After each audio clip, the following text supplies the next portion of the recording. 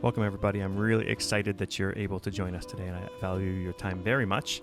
I'd like to invite you to become a follower and supporter of the Growing Band Director podcast. Now, I'm sure you already listen to the show, and you've got some friends that are listening as well, and we really appreciate that. So if you keep that up, that'd be awesome. But we've now started growingband.com, which is a new website for us, and there's lots of ways you can interact with us. You can follow us on social media channels, including Facebook, Instagram, TikTok, and YouTube by going on growingband.com and clicking on any of those to follow us. You can also find on there now a new merchandise store, which has the Growing Band Director podcast logo and some sayings on lots of different items on there for men and women. And there's things from t-shirts and sweatshirts to other clothing and accessories. Lots of different options on there with lots of different sizes and colors. Again, a little bit of that money comes back to us at the podcast to help us keep some content going for you. Finally, I'd like to invite you to become a Patreon member. This is a listener-supported show, which means we don't take any ads besides this one. Instead, we rely on listeners like you to keep us going, right? The way to support us is by going to growingband.com and clicking on the Patreon banner. And you can choose either $5 a month, $3 a month, and you'll gain access to the episode notes as well as an audio file of every episode we've done. Among other things, this is where you'll find our repertoire list and all the different repertoire podcasts we've done in the past and will do in the future. So whether it's by clicking on Patreon, following us on TikTok, YouTube, Instagram, and Facebook, going to the merchandise store on growingband.com and ordering something for yourself or some family or friends, and also sharing the show with some other people. We really appreciate you being part of the show, and please reach out at any point, and there's a way to do that on growingband.com as well on the Contact Us button. Anyways, let's get to the show. I hope you enjoy it.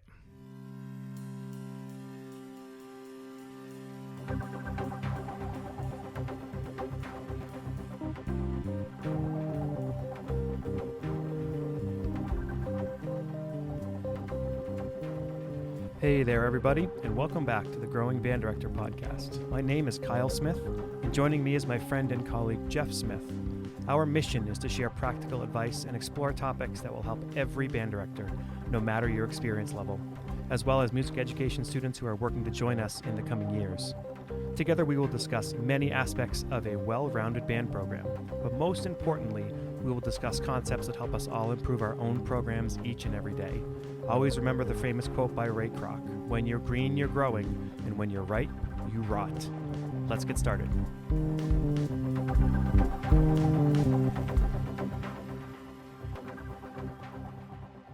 Welcome back, everybody. I have the distinct pleasure of sharing a great jazz clinic with you.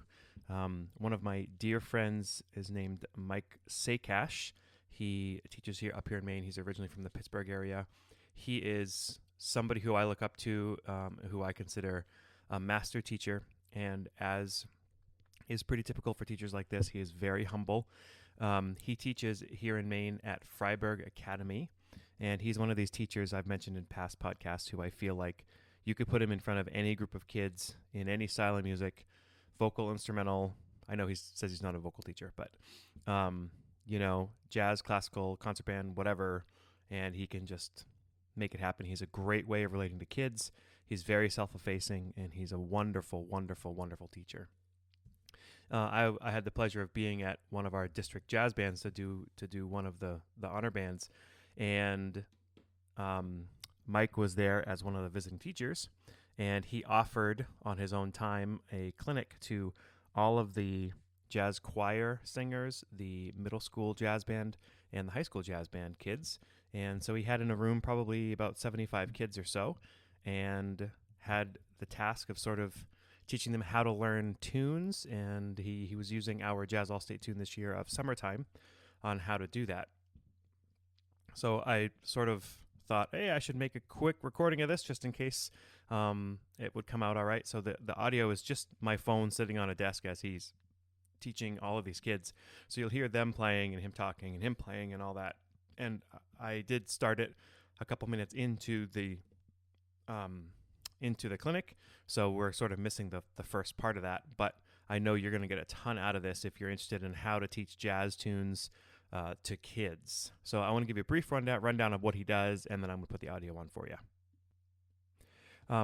So he sort of had this method of, as he's learning a tune, the first thing he always does is uses a recordings list, right? So he just goes, go into YouTube, put in Summertime, and he takes like the first 7 or 8 that come up, and he just uses those recordings, some of which are going to be classic standard recordings, some of which are going to be newer altered recordings. And he uses those to compare. And when I think when the recording starts, he's right in the middle of near the end of doing that, and he's got a couple left. And they talk about how are they different, how are they the same, and just learning those recordings by ear and listening really gives you a chance to learn a lot about the history of the tune. Number 2 is always, he always says, learn the lyrics, right? The message of the tune is in the lyrics. So if you're not thinking about the lyrics when you're playing, you're not going to have know the intent of the message of the tune. The third part he mentions is focusing on important parts of the melody and using scale numbers. If there's a bridge, finding what the bridge is, and basically learning the important parts of the melody by ear as he's doing it. And I mentioned by ear, that's really not the Aebersold method, right? It's more about using your ear and finding the key of the tune and learning it that way. Let's see. Number 4, then he talks about sing everything and play the phrases in all these different ways. So make sure you sing it, make sure you play it. Don't worry about rhythm too much. Rhythm can come later. And that's one of the things that the Aebersold does, right? It's all these tunes are written out, and everybody thinks they need to play the rhythm that's on the page, and that's just not the case. You don't need to do that. And then the last chunk, it's a pretty good big chunk here. He works on improvisation and uses scale numbers and how to sort of manage the chord changes without worrying too much about, getting too much into the weeds. Now, this is a master teacher that you're watching, and he would not say that, and he would blush if he heard that. But, he's teaching everywhere from, the best trombone player in the state all the way down to a kid who's a 6th grade rhythm section player, all the way to a jazz vocalist who maybe reads music that maybe doesn't, to another jazz vocalist who has a lot of confidence and a lot of skills, right? So he's got a huge variety, and like I said, I think it was over 75 kids in this room holding their horns. So you're going to notice these moments where he has them all play something together, and you get to hear it, and we all know what that sounds like. But he was able to sort of do this with all of these kids and bring them all together and teach it to all of them. So I hope you get a ton out of this. I was really blown away by his clinic, and I said, it's just such a shame if other people don't get a chance to hear this as well. So thanks for supporting the show, and let's check out Mike Sakash and his improv clinic on Summertime. Who's that singer? Billie Holiday. So, did you notice how different the interpretation was? Yeah. What else is different about this recording? Yep. Sound quality. Sound quality, right? Definitely, it was recorded in a different era. What else? No string section, so a different ensemble. What else? Different style. Different style, right? In a different key. Yeah. All right, so now I'm talking mainly to instrumentalists, because vocalists, you're going to need to find a key that really suits your voice. Instrumentalists, there's nothing better than learning a tune and playing it in whatever key it comes out in. So I put my YouTube list up. I start off the first one, and then when Billie Holiday comes up, I play it in her key, right? If Chet Baker comes up and he's singing, I play it in Chet's key. Okay? At first, it's really hard to do, but you're going to get really good at it after you do it a bit. So here's the next recording that came up.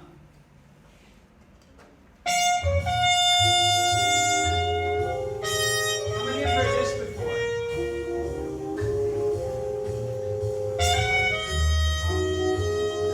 Who's that? Miles.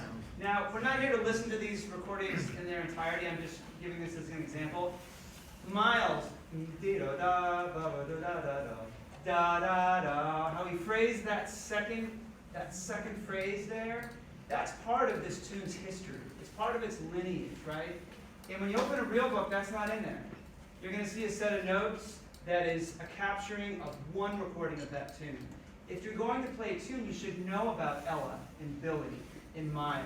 Here's the next recording that came up. Uh-oh.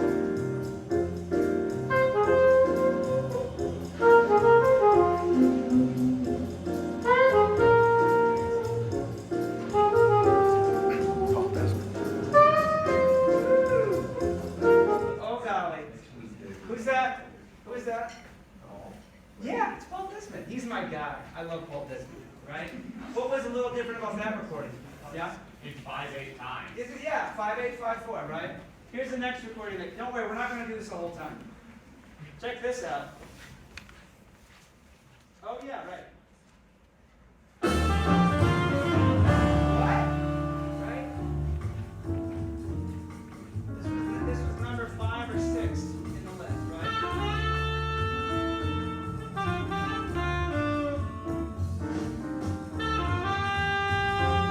Who's that? Does anybody know? Yeah. Oh, good guess. Good guess. Sounds a lot like Joe Henderson at times. That's Joshua Redmond. All right. One more. This was number 7 in my list. Here it is.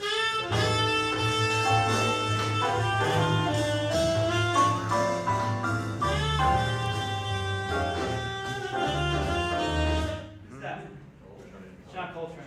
So in that, With the wrong those note. 6 or 7 recordings that came up, you have the potential to learn a whole lot about the song, right?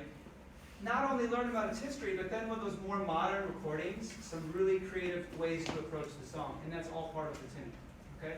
So you do that, and you begin to learn the song, and then eventually you have to start to break down that melody a little bit. We're not going to do this in great detail today because I want to work on improvisation, but let me tell you some advice that I have for you that may come in handy or it may not. When I'm learning jazz tunes, I pick a key, and I get my bearings on all the important parts of the tune, okay? So the tune Summertime starts on the 5th note of the key. So if I'm playing Summertime in the key of D minor, I'm going to start on the note A. That is a way just to get me into the tune. Once, and this is just for me, it may not be the same for you, once I know what key I'm in and I'm into the tune, it's very easy or easier for me to navigate through the rest of the tune. The midsection of a lot of tunes is called the bridge. Summertime doesn't really have a bridge necessarily. That's another important part in the tune. And I want to know, where do I go on the bridge? And if I know those things, then I can start to work the melody by ear and just knowing a few things, right? So if I'm in the key of, I don't know, in the key of D minor, which it is for the all-state thing, for alto players, you don't need to know this right now, but that's D minor. If I start on 5,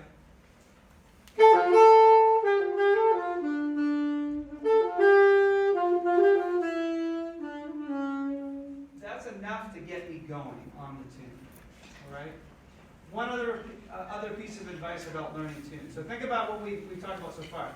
Use recordings first, learn the lyrics. You don't know this when I'm playing. I'm really thinking, summertime and the living's easy. Fish are jumping and the cotton is high. Your daddy's rich and your mom's good looking. So hush, pretty baby, don't you cry. Yeah, I know, you're all chuckling. You're like, man, I hope you never sing in public. I agree with you on that, but I sing everything, so if you can sing it, you can play it, right? So once I kind of know my bearings on the tune, I'm not worried about rhythm yet. I go phrase by phrase, and I work each phrase. How can I play with these phrases? There's a million ways you could play the first phrase. I could play.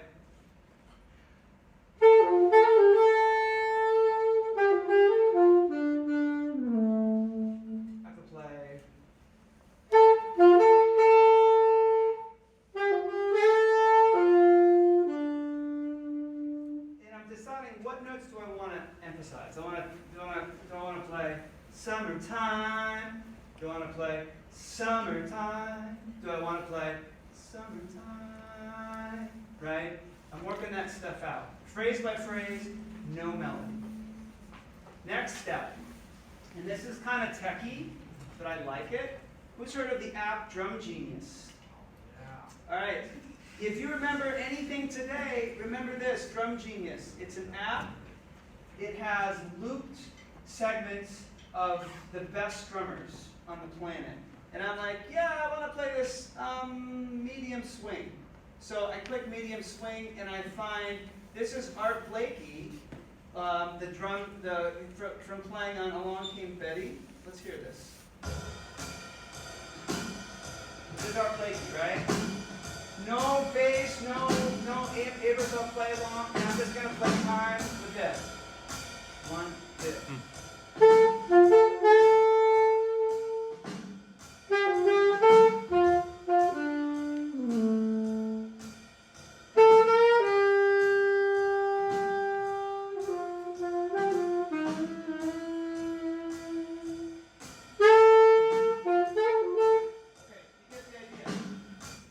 It's a metronome, but it's kind of cool, right? And I can speed it up, I can slow it down. I can play with Philly Joe Jones. I can play with Adam Nussbaum, right? It's all in there. So I add time. Making sense so far? Yeah. And it's fun. I get home from work and I put my little AirPods on and I'm like, I want to learn a tune. And I walk around my house and my kids hate it. I'm walking around and that's all you need and you can learn tunes, okay? So that makes sense so far? Any questions so far? Cool. So let's talk about improvising. We're going to talk about improvising now in summertime because that's our mode of operation right now. You can learn, and this is my thing, there's great books out there on improvisation. You can learn a whole lot by learning tunes, right? So the first thing that we're going to do is we're all going to play scale. Hey, we love scale, don't we? How many of you know your concert F scale? You know it? All right? If you know your concert F scale, we're going to play it together right now. For vocalists, we're going to just sing it on do, all right? The syllable do, all right? Here's a concert F. Just mezzo piano, sing your chops, everybody. Here we go. Yeah. This is not going to sound pretty. Just mezzo piano, keep it real soft. We're just going to get our bearings in the key of that. Here we go. Ready? Just quarter notes, up and down. 1, 2, ready, go.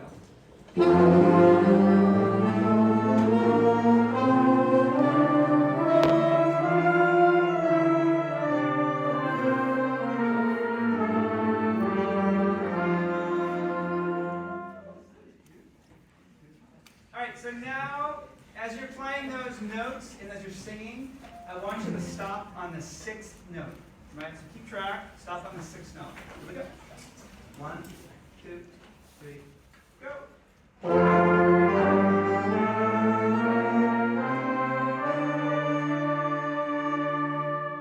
all sing that note on the syllable la. Here we go.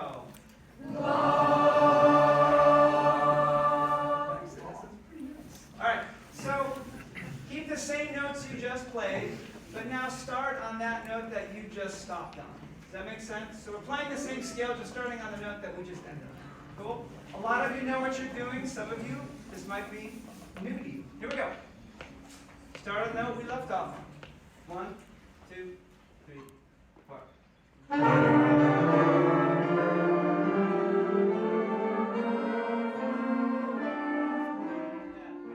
So we're starting on the 6th note of the scale, right?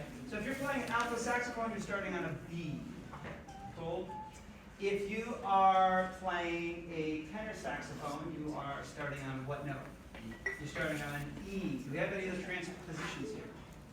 Okay. Let's try that in. Everybody find that note. This is your concert D. Play that right now. So now we're simply going to play from that note up the scale, keeping all the notes that we played in the F scale. Does that make sense? Yes. Trumpet players go down an octave on your E. Good idea. Let's, in fact, yeah. Trombones down on D. Comfy range. Here we go. Let's try it. 1, 2, 3, 4.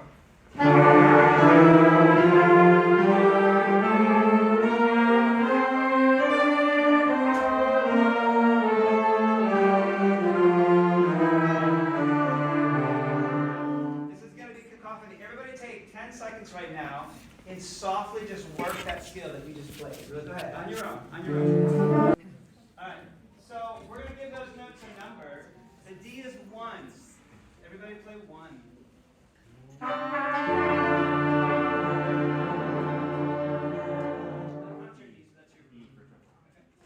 Once again, here we go.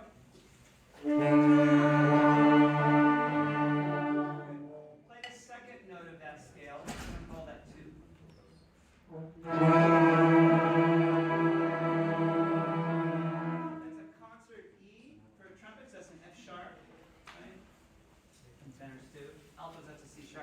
Play me one. Let me hear one. Think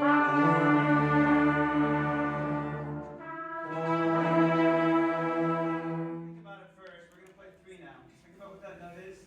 Think about what it sounds like. Here we go. Here we are. Game. Ready? Much carefully. Here we go.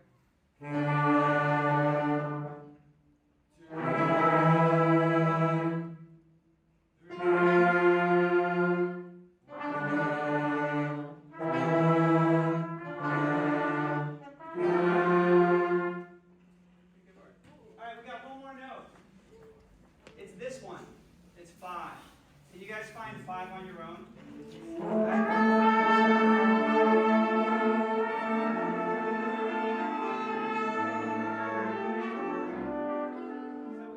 have this right now. Check it out. We've got. Right? You might recognize it as the first 4 notes of a tune from La La Land. I love this set of notes, right? It's kind of like a chord, and it's kind of like a scale, and it's really easy to adapt to improvise. 1, 2, 3, 5. If you listen to, we were talking about this earlier with Mr. Saunders. If you listen to John Coltrane's solo on giant steps, he plays that pattern all over the place, right? Okay, so here's what we're going to do. We're going to have fun. You guys want to play? Yeah. Do we have a bass player in the house? Yeah. Yes. Oh, very good. Yeah, you can plug right in. So we're softly going to improvise on those notes, 1, 2, 3, and 5. And only those notes. And I'll say why in a second. Get sound.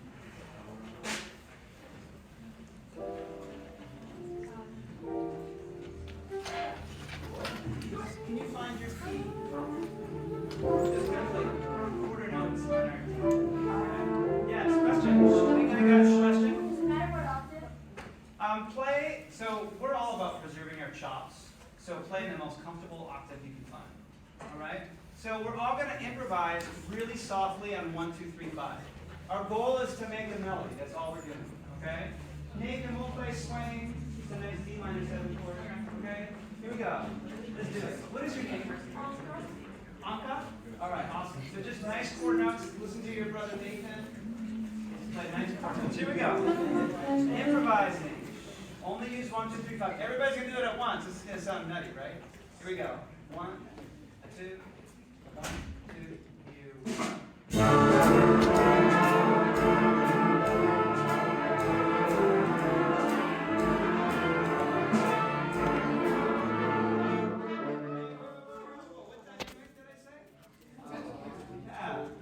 Let's make it, as I say, we're going to make it wicked soft. Can you guys play wicked soft? Yeah. The singers will not hear themselves if us horn players are whacking away. Here we go. Keep it soft. 1, 2, 1, 2, 3, go.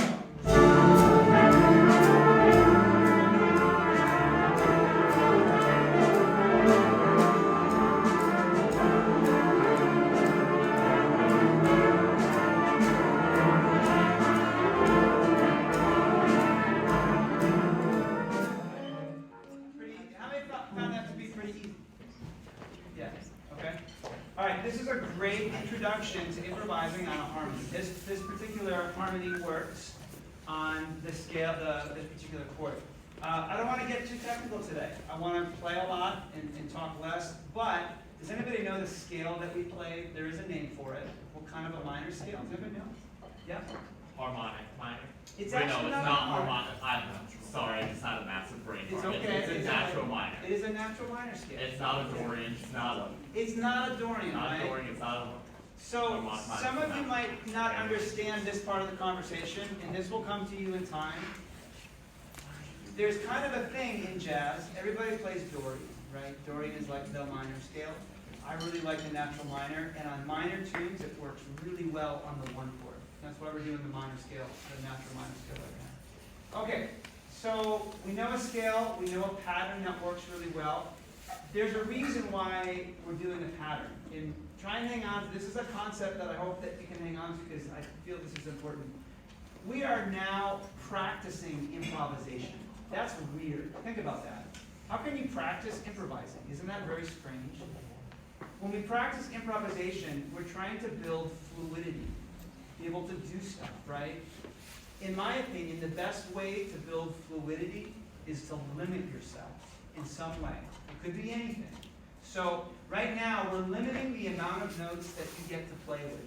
And that causes you to be more creative, right? You only have 4 notes that you can play. If you have 7 notes, that's a lot to hang on to. 4 notes, I can deal with that. And I can be really creative.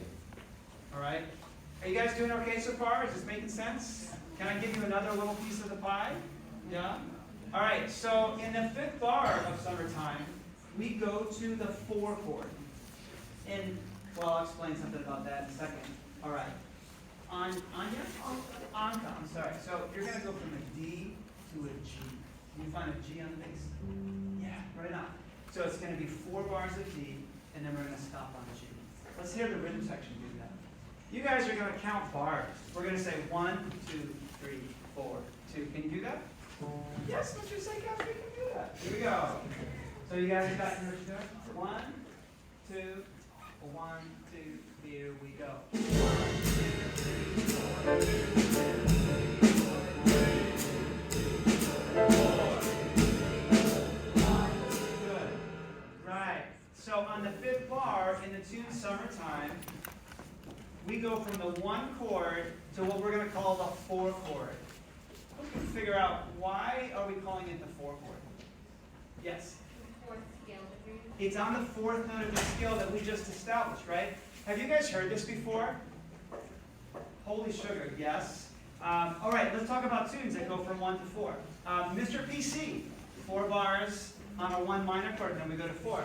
Mercy, Mercy, Mercy. 1, 1, 1, 4, 4, 4, 1, 1, 4, 4. Centerpiece, B flat blues, 1 to 4. All right, jazz, high school jazz people.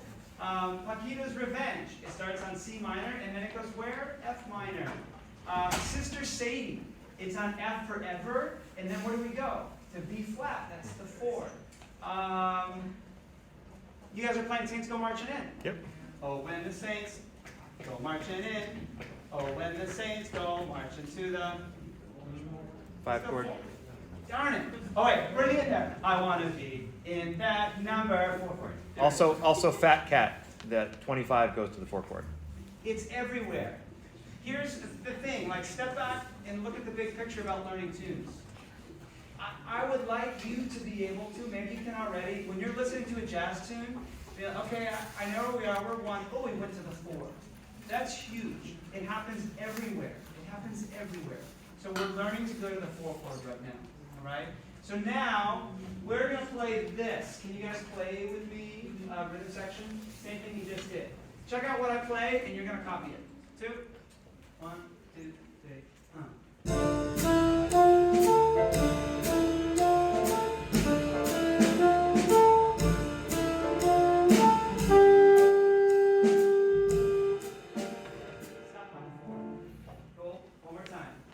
So I'm stopping on the 4th note of the scale that I just gave you.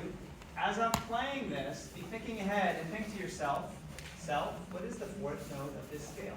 Don't play, just think. Here we go. We'll do this in again. 2, 1, 2, 3.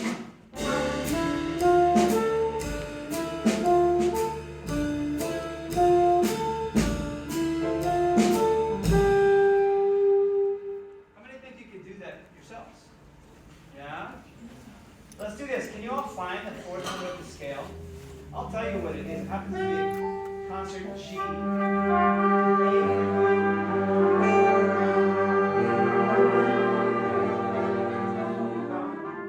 that's our goal. That's our goal. We want to know when that happens, right? We want to figure out when that happens and just nail it. Singers are trying to pre-hear.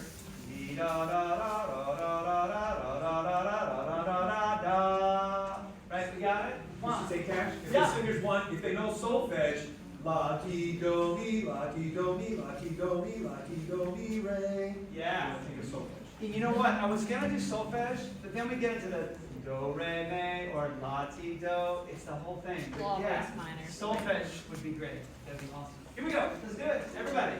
Keep it like pianissimo, wicked suave. Here we go. 1, 2,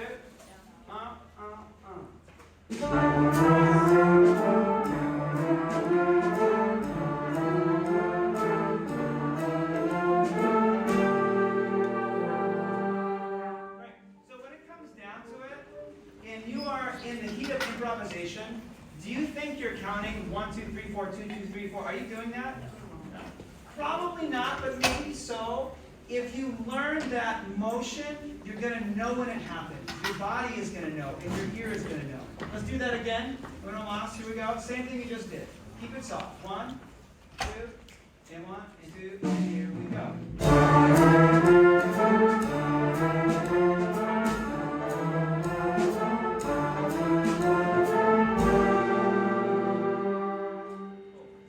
All right. So now I'm going to give you guys a little challenge assignment. I want you to find the pattern that we played on the 1 chord on the 4 chord.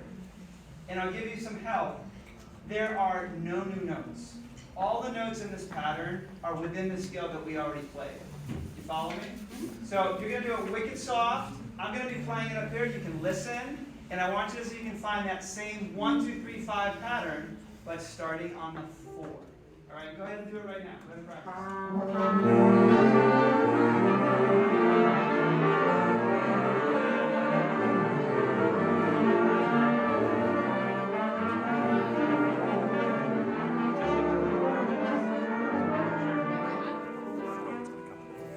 How many think you have it? You can do it. Hold it, sure. All right, how many are still working it out? Okay. 15 more seconds. Go ahead. Keep it soft. Keep it soft. Go ahead.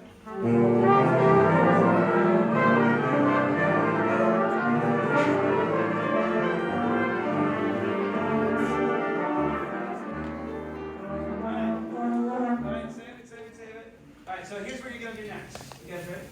You're like the Jamie Aebersold. Does everyone know who Jamie Aebersold is? Yeah, right? We don't need that anymore. Yeah, here we go. So just me, just listen. See what we do. 2, 1, 2, 3,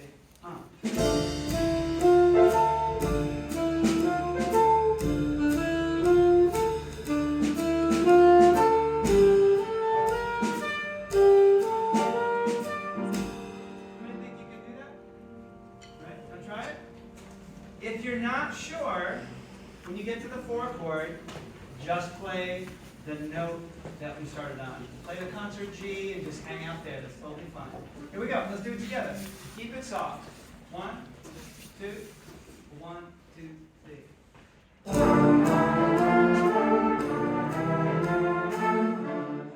we're starting on the 1. So we're starting on home base where we originally set out. Okay, here we go. 1, 2, 1, 2, here we go.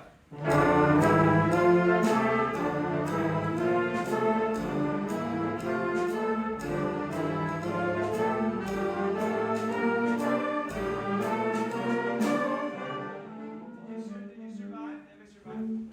Yeah? Okay, you survived, that's good. One more time? Yeah, one more time. Keep it soft. 1.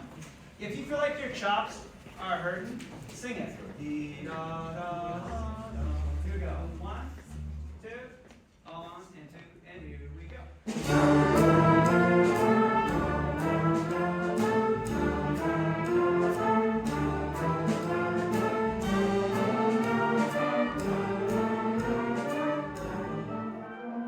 Okay, so now the fun begins. So now you can play whatever you want when the 1 chord is happening, and you can play whatever you want when the 4 chord is happening, but it has to be in that cell of notes that we just learned. So here's my advice to you. How many have never done this before? Raise your hand. Probably a lot of you, right? Your solo should sound kind of like this. So here's solo A, example A. Hey, you guys are being thanked. Here we go. I know. These guys are set up to play, but this is too much fun. Here we go. So here's what your solo might sound like. Observe this solo and tell me what you can note about the solo. Here we go. 2, 1, 2, 3.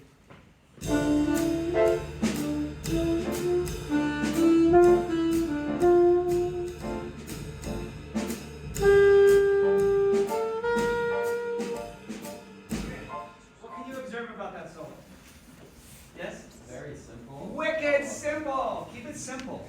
I try not to play anything that I can't figure out in my head, I can't hear, right?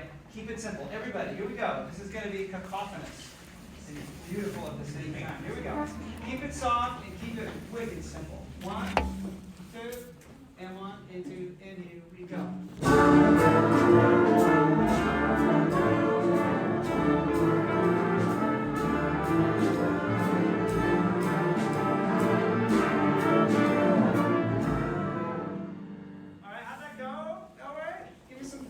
Yeah? All right. Uno más. Here we go.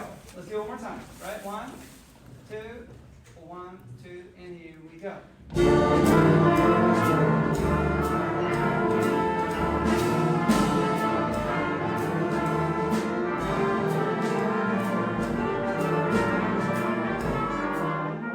get so excited when I hear a younger student like actually playing chord changes. That sounds sarcastic, but it's not. It's like, yeah, you're playing chord changes. All right. Is anybody so bold, and you don't have to do this, but anybody like to do that on their own with the rhythm section? Yeah. Okay. All right, so now let me tell you something.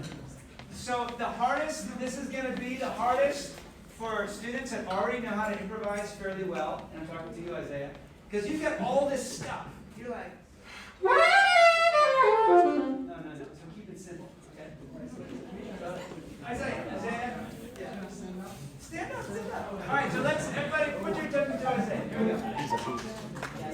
Right. And you don't all have to stand up in front of the whole group like this. Here we go. 2, 1, 2, and here we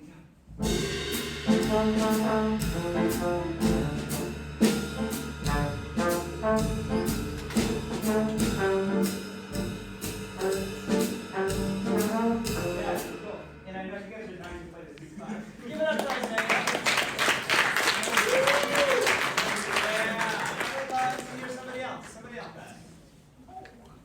Be bold. All right. So Ryan, I'm going to do this to save time. Go ahead. What? Okay. Just because.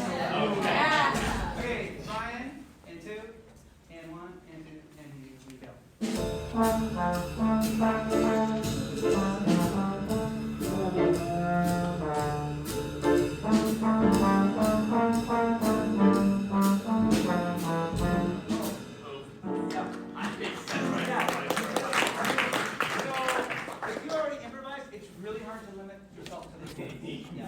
I would love to hear a vocalist.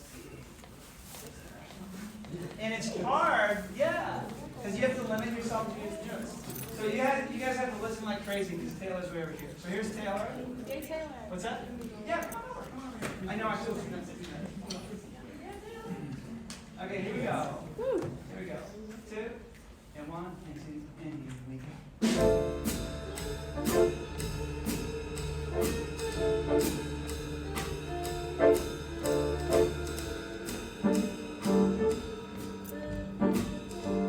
Okay, go. Give it up for Taylor. Taylor's saying some beautiful notes. He's saying the 9, which is awesome. The 9 from the tonic. It's hard to limit yourself to. You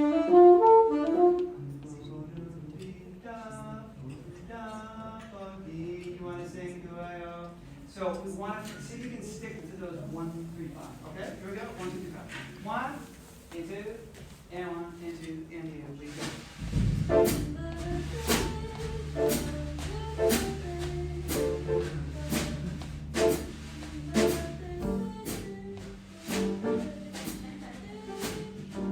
Cool. All right. It's hard vocally when we make that chord change. Then you've got to shift that hearing to that whole new thing. And I find that if I would never scat in public, I wish I could. But what I would do is really get in my ear that shift from one chord to the next. All right, thank you, Taylor. Awesome. Okay, let's go. One more. Great. Yeah. All right. What is your name? Rowan. Well, you guys want to come right up. So, okay, come up, Rowan.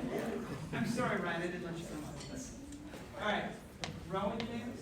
All right, let's hear Rowan. 2, 1, 2, and here we go.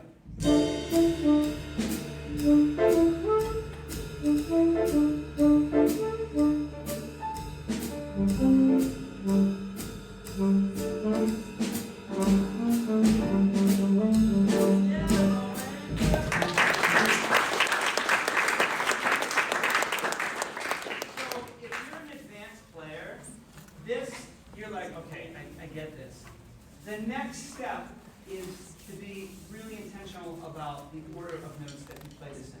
I did not get this idea myself. How many have heard of a saxophone player named Jerry Bergonzi? He's got a great series of books. I just said I don't usually use a lot of books. This is a really good one. There's one called Melodic Rhythms. There's a pentatonics book. And he has students go through all the permutations of 1, 2, 3, 5, right? He also happens to use a different order on minor scales, but I'm not going to go through that right now. So, what we're going to do is we're going to try that right now. This is going to be a stretch. For some of us this will be really easy. So, right now, if you're really comfortable on this, how many feel like they have this pretty well, like they've got this? So the next step is not to always start on 1. So let's come up with a random ordering of these numbers that's not 1. So we have 1, 2, 3, 5, right? Can someone come up with a different order of numbers? Yeah? 5, 2, 3, 1. Can you guys figure that out? What would you, yeah, thank you. 5, 2, 3, 1.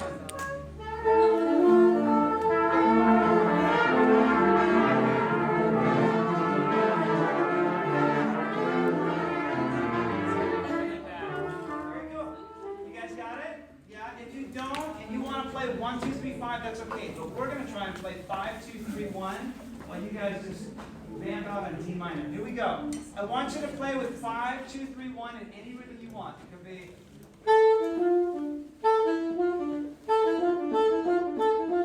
Whatever you want. Here we go. 1, 2, 3, 4.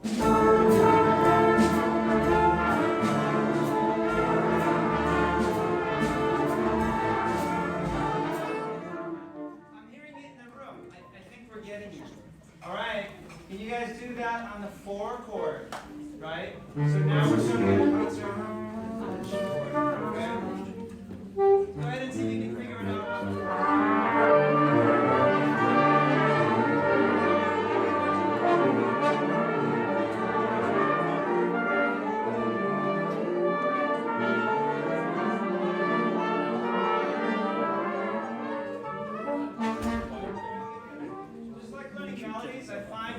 Starting note, it helps me.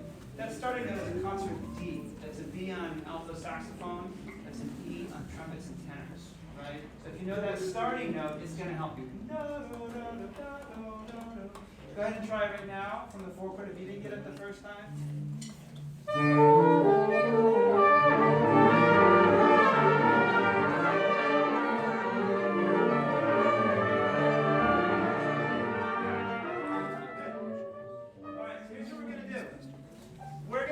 Around on the 1 chord on 5, 2, 3, 1. And then when we go to the 4, I know it's a lot of numbers. When we go to the G minor chord, the 4 chord, we're going to mess around on 5, 2, 3, 1 on that chord. Does that make sense? Yeah? Okay, so on the 1 chord, we have.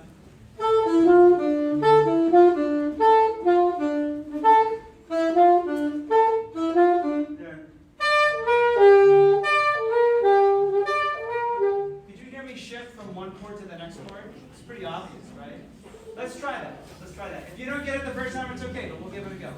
Okay? Here we go.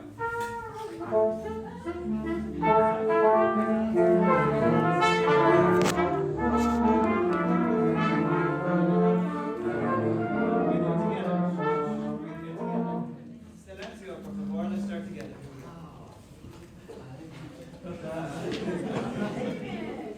How's that? 1, 2. Here we go.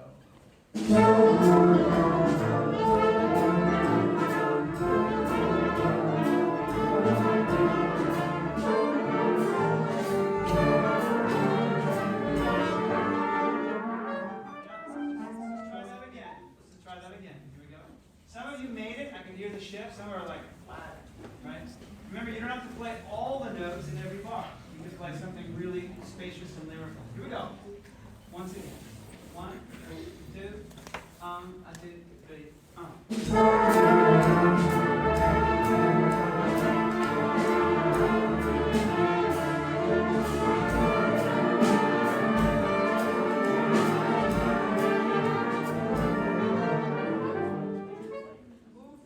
got that? They've got it. All right? Who feels like they can demonstrate that for us? Yeah. What is your name? Corbin. Corbin, let's go for it. Here we go. Orbit. One, two,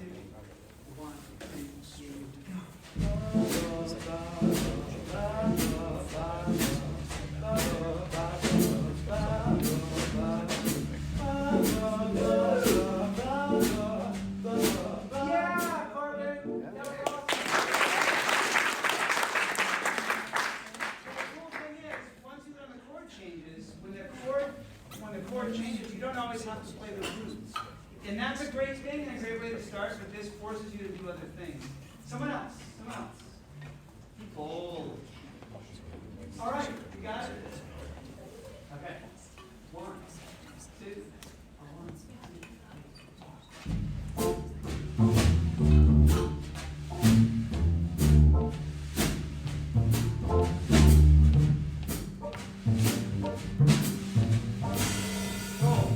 Awesome.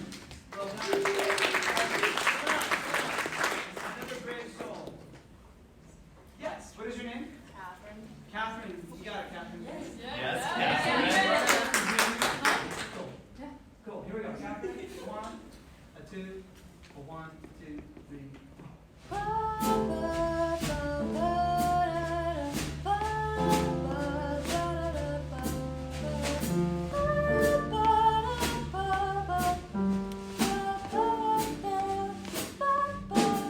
Yeah, Catherine. Nice. Okay, so we've got a few more minutes. One other pattern. Come up with another order of numbers. Anybody? Just shout it out. Yeah. 3, 2, 5, 1. 3, 2, 5, 1. Everybody see if you can figure that out. 3, 2, 5, 1. It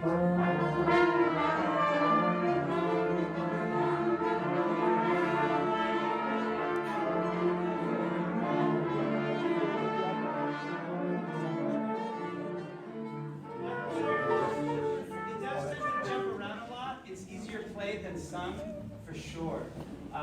So go ahead and just try that again. What was it? 3, 2, 5, 1. Here we go. Wait, what?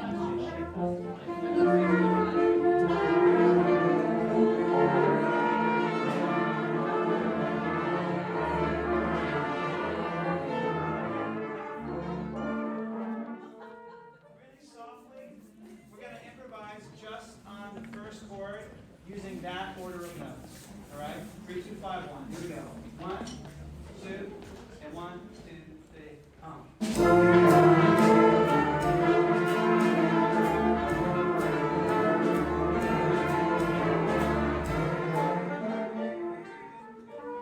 Now we're going to go to the 4 chord and see if we can figure out that same 3, 2, 5, 1 pattern. 3, 2, 5, 1 pattern. Right?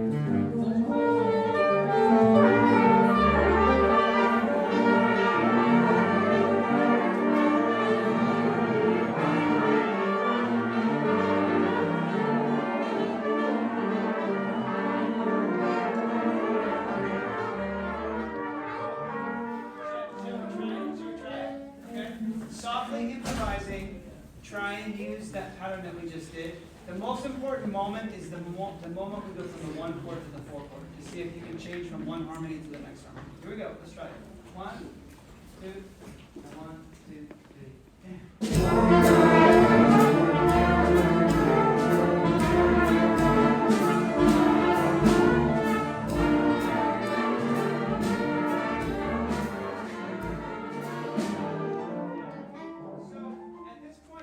Getting a little bored with this, I'm guessing, you know? So what's really neat about this is, I think, like even me as I'm doing this, I've played phrases that I probably wouldn't normally play. Oh, it wouldn't normally come out. So when I go through this process, sometimes I find paths through the harmony that I've never found before, and that's a good thing. All right, would anybody like to try this out in a solo situation? What I was blown away at as I listened to that again is just his ability to teach to all levels, his ability to let the kids explore and have a little bit of rein, let the leash out a little bit, but then I was able to bring them right back in. Now, these are honors kids, but again, it was their first one back from pandemic. So a lot of these kids, most of them, this was their first honors festival. I also liked how he was able to keep everybody's self-esteem up, and being positive through all of it.